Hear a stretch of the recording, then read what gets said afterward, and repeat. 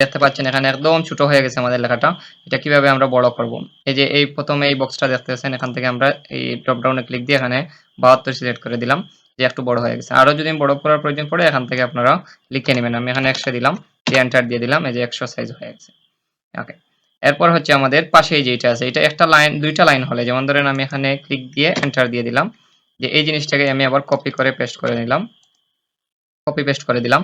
এই যে ২ টা লাইনের যে গ্যাপ, মানে আপনারা এই ২ টা লাইনের যে ফাঁকা জায়গা, এই বক্স দিয়ে আমরা এটা এই যে কমাতে বাড়াতে পারি। এখানে কমাতে বাড়াতে পারবেন। আর এইখানে ক্লিক দিয়ে অটোতে দিয়ে দিলে অটোমেটিক সেট হয়ে যাবে। ওকে।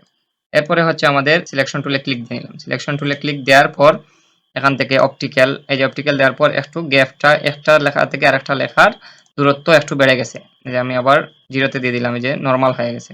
0 তে দেওয়া, তারপর অটোতে দিয়ে দিলাম, একটু এদিকে সরে গেছে। ঠিক আছে?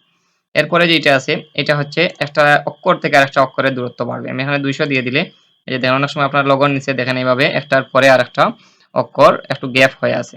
এই যে দেখেন এটা দিয়ে এখানে আপনি লিখেও দিতে পারবেন। আমি ৩৫০ দিয়ে দিলাম, এই যে এখানে আরো বেশি গ্যাপ হয়ে গেছে। এরপরেরটা হচ্ছে আমাদের লেখার হাইট। হাইটটা আপনি যত এদিকে এই যে লম্বা হয়ে গেছে। ঠিক আছে? এরপরেরটা হচ্ছে উইডথ। এটা হচ্ছে উইডথ।